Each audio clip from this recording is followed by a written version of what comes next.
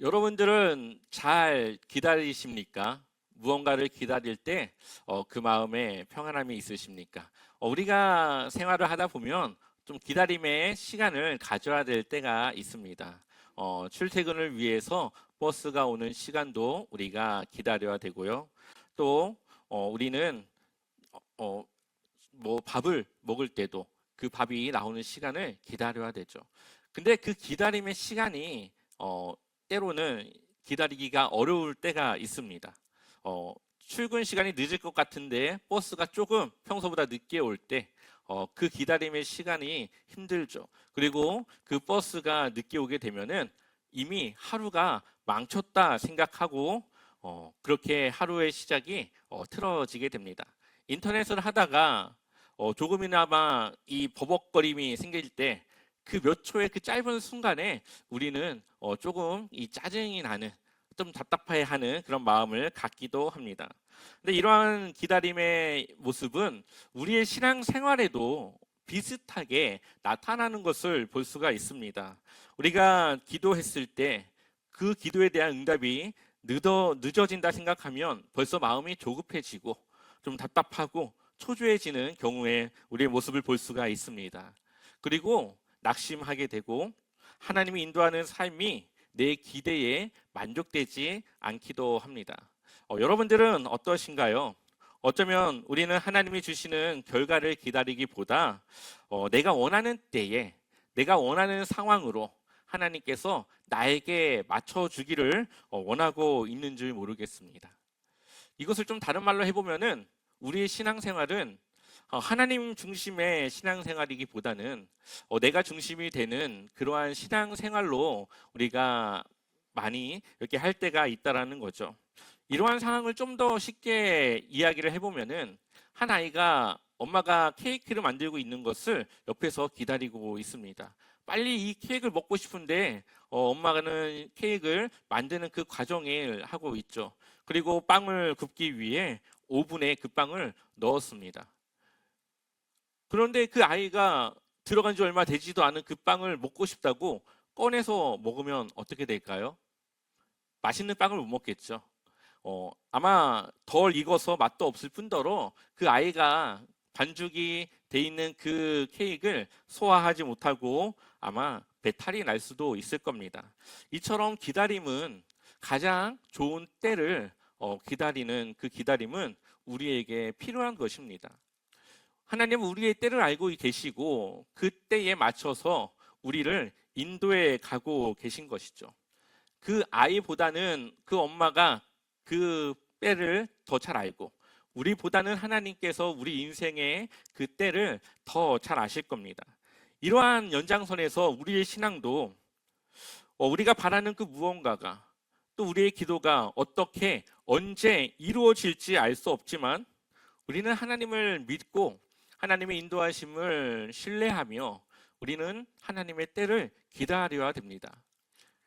바로 그러한 신앙생활이 내 중심에서 하나님 중심으로 바뀌어가는 신앙생활이라고 볼 수가 있죠. 오늘 요한복음 7장과 8장을 보게 되면은 예수님조차도 자신의 때가 아니라 하나님의 때를 따라 살아가시는 것을 우리에게 보여주고 있습니다. 요한복음 7장 30절 말씀을 우리 같이 읽어보겠습니다. 그들이 예수를 잡고자 하나 손을 대는 자가 없으니 이는 그의 때가 아직 이르지 아니하였음이러라. 아멘. 여기 보니까 사람들이 예수님을 잡고자 하지만 잡지 못하는 것은 아직 그 때가 이르지 않았다라고 말하고 있습니다. 8장 20절 말씀도 우리 같이 읽어볼까요? 이 말씀을 성전에서 가르치실 때에 이는 그의 때가 아직 이르지 아니하였음이러라. 아멘. 사람들은 예수님을 잡고자 했고 예수님이 말씀하고 이렇게 다니는 것에 대해서 불만족하고 그것을 보기 싫어하는 그러한 사람들이 있었습니다. 그리고 그 사람들은 예수님을 어떻게든 잡으려고 하지만 잡지 못하고 번번이 그냥 놓아주어야만 했습니다. 그리고 성경은 그것이 하나님의 때가 이르지 않았기 때문이라고 말하고 있죠. 성경은 예수님께서 십자가를 지신 그 사건이 악한 사람들의 계획과 그들의 그 모략에 예수님이 당한 것이 아니라 하나님께서 그들을 통해 하나님이 원하시는 그때에 십자가의 그 사건과 그 은혜를 주시기 위한 하나님의 계획에 있었다라는 것을 우리에게 보여주고 있습니다. 하나님의 때가 이르지 않자 예수님을 잡을 수 없었고 예수님을 어떻게든 할 수가 없었습니다. 그리고 철저히 하나님의 계획을 따라 십자가를 지시기 위한 그런 사역의 기간들이 이루어져 가고 있는 것이죠. 성경은 그 모든 것이 하나님의 주관이었고 하나님의 계획이었고 하나님의 그 때가 되어야만 그 일이 이루어진다라는 것을 우리에게 보여주고 있습니다. 오늘 예수님의 모습을 보면 예수님은 그 기다림의 시간 동안에 단지 그 때가 오기만을 기다리지 않고 하나님을 위해 자신이 해야 할, 또 자신이 할 수 있는 일을 하고 있는 것을 보게 됩니다. 누군가가 자신을 잡으려 하는 것도 아셨고 누군가가 자신을 해하려고 하는 것도 아셨지만 그들이 있는 그곳에 예수님은 가서 하나님의 말씀과 또 그 복음을 전하는 일들을 게을리하지 않았다는 거죠. 늘 예수님의 삶에는 예수님의 뜻보다 하나님의 뜻을 우선으로 했고 자신의 안위와 그러한 편안함보다도 하나님의 영광을 먼저 구하며 그 영광을 위해 살아갔던 모습을 볼 수가 있습니다. 그래서 요한복음 7장 18절을 보면 스스로 말하는 자는 자기 영광만 구하되 보내신 이의 영광을 구하는 자는 참되니 그 속에 불의가 없느니라. 아멘. 당시 종교 지도자들은 자신들의 권위와 체면만 세우려고 했습니다.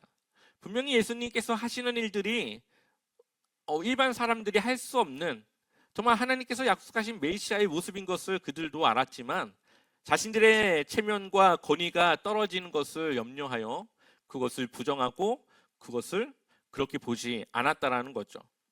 그러나 예수님은 오직 아버지의 영광을 구하였고 하나님의 그 영광을 위해 자신의 삶을 헌신하고 순종하는 것을 볼 수가 있습니다. 예수님의 모습은 늘 하나님을 중심으로 살아가셨다는 것을 성경은 우리에게 말하고 있죠. 자신을 통해 하나님의 영광이 드러나길 원하셨고 또 그것을 위해서 예수님은 십자가를 지는 것까지도 마다하지 않으십니다. 결국 십자가를 통해 하나님의 영광이 드러나게 되었고 십자가를 통해 하나님의 사랑이 우리에게 보여지게 되었습니다.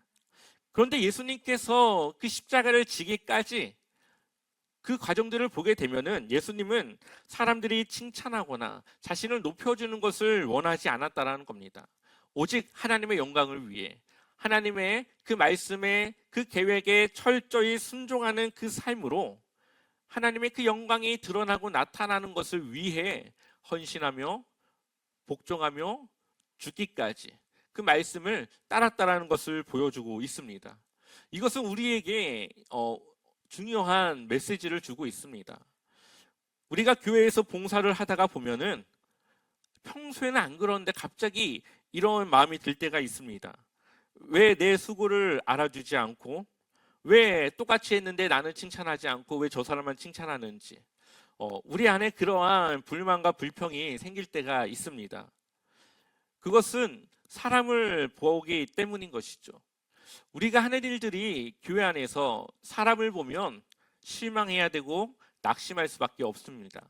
사람은 완전하지 않기 때문에 내가 아무리 열심히 했어도 그것이 티가 나지 않으면 그것을 알아줄 수가 없는 거죠. 그럴 때 내 기대와 원하는 반응이 나오지 않을 때 우리는 내 헌신과 내 수고가 헛되다라고 생각합니다. 이렇게 해서 누가 알아주지도 않는데 뭐하러 이렇게 해? 라는 생각을 하는 것이죠. 그러나 하나님 앞에서는 헛되거나 그것이 아무런 소득이 없는 그러한 헌신이 아니라는 것을 우린 기억해야 됩니다. 예수님 또한 십자가를 지는 것이 사람들의 눈에는 미련하게 보일 수 있겠지만 하나님의 입장에서는 그것이 하나님의 사랑을 드러낼 수 있는 가장 좋은 최고의 그러한 일이었다라는 거죠. 예수님은 자신의 영광이 아니라 하나님의 영광을 선택했고 자신의 칭찬과 높임보다 하나님의 사랑이 드러나길 원하셨습니다. 이와 같이 우리도 교회 안에서 하나님의 영광, 하나님의 그러한 은혜가 나타날 수 있도록 우리가 헌신하고 우리가 그 가운데 함께 동참해야 되는 것입니다. 예수님이 지신 십자가는 지금이야 우리가 너무나도 그냥 좀 좋게 받아들이고 또 십자가 목걸이까지 하고 다닐 정도로 좋은 의미로 받아들여지고 있지만 예수님 당시의 십자가는 가장 끔찍하고 가장 잔혹한 형벌이었습니다. 이 형벌은 받는 사람도 끔찍하지만 그것을 받아야 되는 그 사람의 가족들 또한 낙인 찍히는 그러한 형벌이었습니다. 그렇기 때문에 십자가는 저주의 십자가고 십자가는 이 반역자들이 지는 그러한 십자가였습니다. 그러나 예수님은 하나님의 영광을 위해 십자가로 향하는 그 길을 멈추지 않았고 묵묵히 십자가를 향해 나아가십니다. 그리고 십자가를 지셨고 그곳에서 예수님은 죽으셨지만 하나님의 영광이 나타났죠.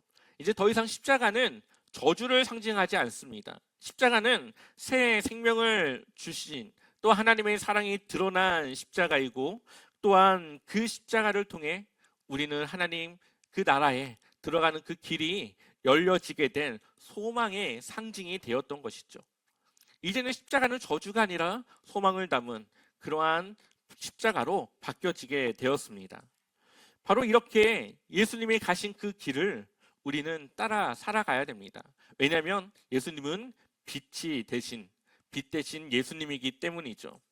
요한복음 8장 12절 말씀 우리 같이 한번 읽어보겠습니다. 예수께서 또 말씀하여 이르시되 나는 세상의 빛이니 나를 따르는 자는 어둠에 다니지 아니하고 생명의 빛을 얻으리라. 아멘. 예수님께서 세상의 빛이고 우리는 그 빛을 따라야만 어둠에 다니지 않고 생명의 빛을 얻을 수 있다고 말하고 있습니다. 빛은 무엇을 하는 것입니까? 길을 비춰주죠. 그리고 진실이 드러나게 합니다. 그리고 생명을 살리기도 합니다.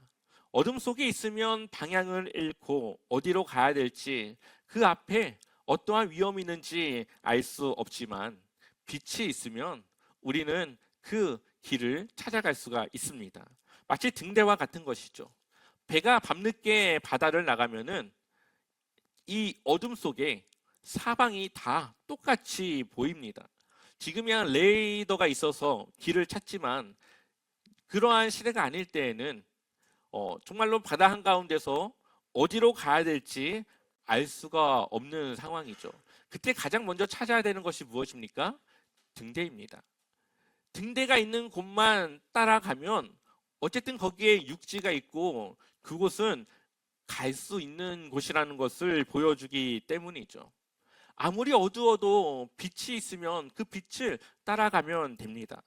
이와 같이 하나님의 때를 기다리는 우리의 삶은 어둠 속에 있을지어도 우리를 인도하시는 하나님의 그 빛을 우리가 잃어버리지 않으면 우리의 삶은 잃어버리지 않고 가야 할 길로 살아야 할 삶으로 살아갈 수가 있습니다.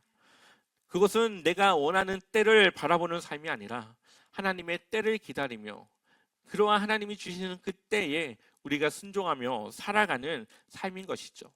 그것은 나의 영광이 아니라 하나님의 영광을 위해 살아가는 삶입니다. 우리는 완벽한 제자가 아닙니다. 그러나 우리는 방향을 선택할 수 있고 방향을 따라 살아갈 수가 있습니다.